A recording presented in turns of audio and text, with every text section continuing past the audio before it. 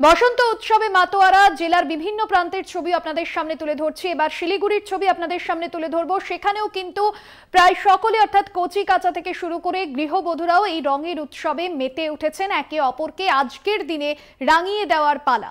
সরাসরি সেখান থেকে রয়েছেন আমাদের প্রতিনিধি রীনা কুমার। রীনা, সকাল থেকে বিভিন্ন প্রান্তে আবির খেলা রঙের খেলায় মেতেছেন সাধারণ মানুষজন। শিলিগুড়িতে এই মুহূর্তে তুমি যেখানে রয়েছো ঠিক কি ছবি ধরা পড়ছে? একেবারে ভাস্বতী, দেখো আজ দোল পূর্ণিমা এবং সকাল থেকেই কিন্তু সকলেই নিজেদের পরিবার এবং বন্ধু বান্ধবদের সাথে কিন্তু নানান বাহারি রঙে কিন্তু আনন্দে মেতে উঠেছে।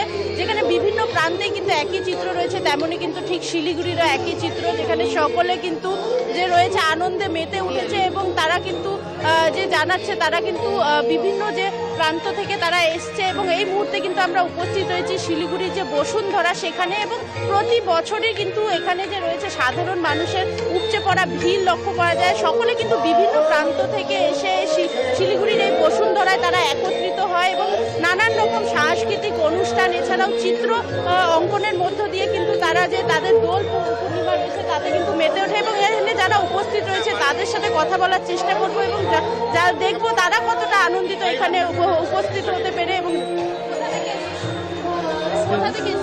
শিলিগুড়ি কেমন লাগছে এখানে? অবশ্যই ভালো লাগছে।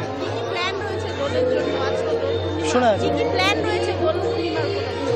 কিছুই না, এই ম্যামের সাথে আসা, এই প্রোগ্রামে এসে এই অনুষ্ঠান, এত সুন্দর অনুষ্ঠান, ওটাতে এরকমভাবে হচ্ছে আমরা মানে সুযোগ পেয়েছি এত সুন্দর পারফরমেন্স দেওয়ার, তো ওটাই আর কি। এখানে এসে খুবই ভালো।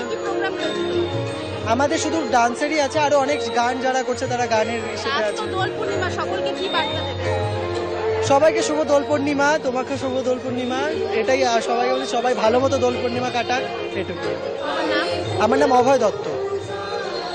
এখানে কিন্তু সকলেই অত্যন্ত আনন্দিত যে সকল বন্ধু বান্ধবদের সাথে তারা কিন্তু এই বলা যেতে পারে পুরো বছর, গোটা বছরই কিন্তু সকলে অপেক্ষায় থাকে। একদমই রীনা, বোঝাই যাচ্ছে যে রঙের উৎসবে সকলেই নিজেদেরকে রাঙিয়ে নিচ্ছেন। সেই ছবি তুমি আমাদের সামনে তুলে ধরলে। ধন্যবাদ জানাবো তোমায়। সরাসরি ছিলেন শিলিগুড়ি থেকে প্রতিনিধি রীনা কুমার।